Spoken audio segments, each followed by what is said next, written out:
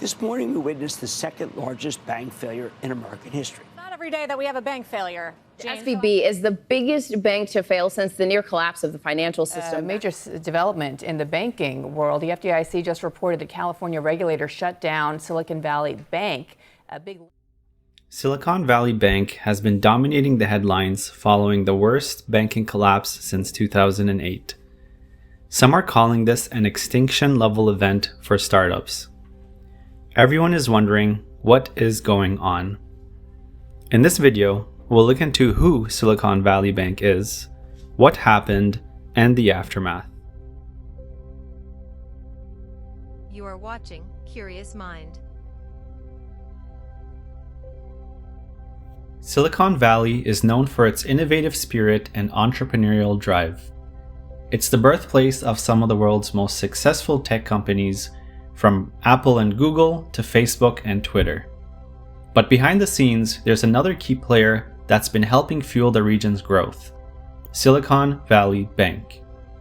Founded in 1983, they started as a small bank serving the needs of startups and venture capital firms. Over time, it grew to become a major player in the tech industry, providing financial services to some of the most promising companies in the world. Some of their most notable clients include companies like Tesla, Uber, Shopify, and Airbnb. But it's not just the big names that benefit from their services. The bank also works with a wide range of promising startups in industries ranging from biotech to fintech. They offer a wide range of services, from checking and savings accounts to loans and lines of credit. But what really sets them apart is their deep understanding of the tech industry. I've been involved in multiple startups that have used Silicon Valley Bank. The first thing you think of is like, okay, well, I've got a bank, I can write checks and everything. And the reality is Silicon Valley Bank is so much more than that. And they really understand the uncertainty and the issues that come up with startups. All of this has made SVB a major force in the tech industry, with more than $200 billion in assets and a reputation for being one of the most innovative and forward-thinking banks in the world. 44%, or nearly half of all US venture-backed technology and healthcare IPOs, bank with SVB. But within 48 hours, it all came crashing down.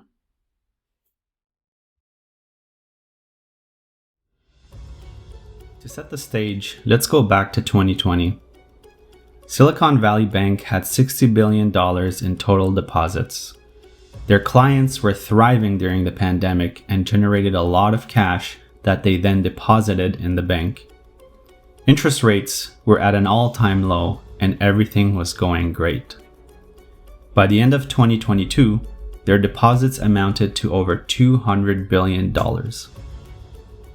Banks, of course, aren't going to let their money sit idle. They want to grow their assets. So to do that, they took these proceeds from the tech boom and invested it. They of course wouldn't invest all of it. They still have to keep some liquidity so that they do not run out of cash when people withdraw. Their investment choice was tens of billions of dollars of seemingly safe assets, primarily longer-term US Treasury bonds and government-backed mortgage securities. A treasury bond is a debt issued by the US government to raise money. When you buy a bond, you're lending the federal government money. These bonds then pay you a fixed interest rate for many years and are guaranteed by the government.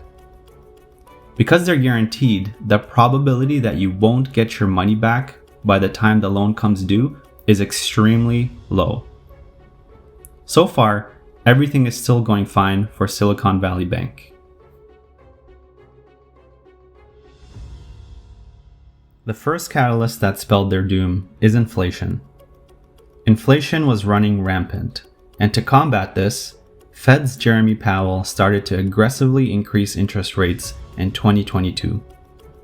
The interest rates went from 0.25% to 4.75%, the highest it's been since 2008. When interest rates go up, the value of bonds go down, because why would you want to buy a 1% bond when you can get one that pays 4%? This in itself isn't necessarily an issue because you don't have to sell the bonds. You can wait till they mature to get your money back. At this point, Silicon Valley Bank's losses are just unrealized, but they did amount to $17 billion.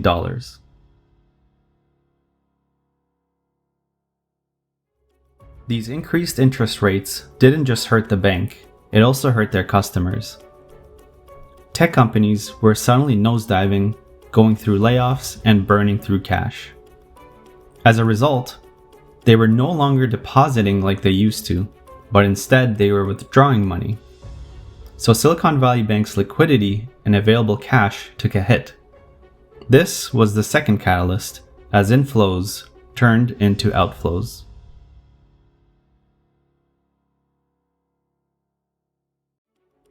At 4 p.m., after the market closed, Silicon Valley Bank announced that it sold a large chunk of its securities worth $21 billion at the time of sale. This makes it an astounding loss of about $1.8 billion. To balance their books and cover these losses, the bank also announced $2.25 billion of new shares they were offering to raise capital. Shareholders were concerned and not happy with this news, and the stock began to plummet in after-hours trading. This, of course, was also concerning to their clients and venture capitalists, who began to panic and started withdrawing, causing a spiral.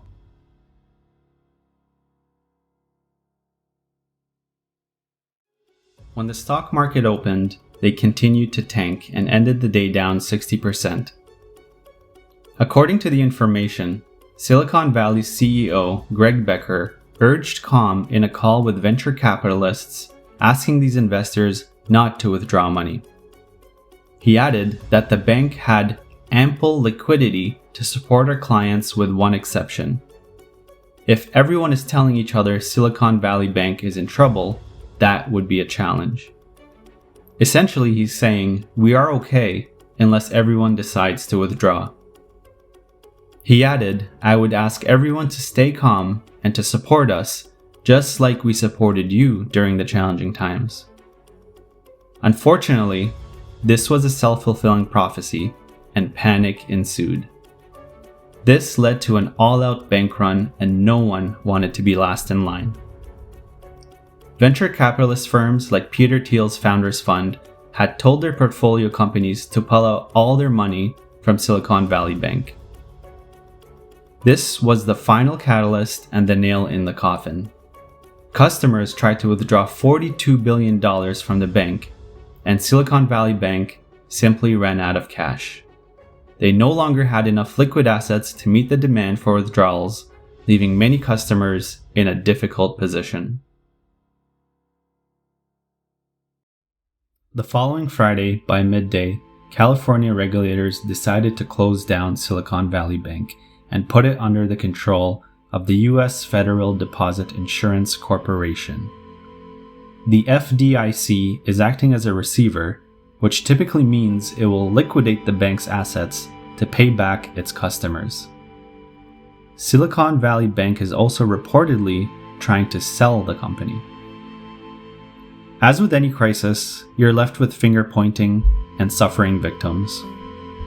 Some blame SVB's executives after spending the last few years in an exposed position, while other venture capitalists are blaming each other for causing panic and creating this bank run. Whatever the reasons, the consequences are real. Hundreds of startup founders who have lost access to their money are wondering how will they get through this and if they will have to lay off any of their workers. It is estimated that nearly 1/3 of Y Combinator startups will not be able to pay their employees at some point in the next month if they cannot access their money. There are other startups like Flow Health who already failed to pay their employees on Friday. One thing is certain for this industry. If there isn't a quick rescue for Silicon Valley Bank, many will be impacted.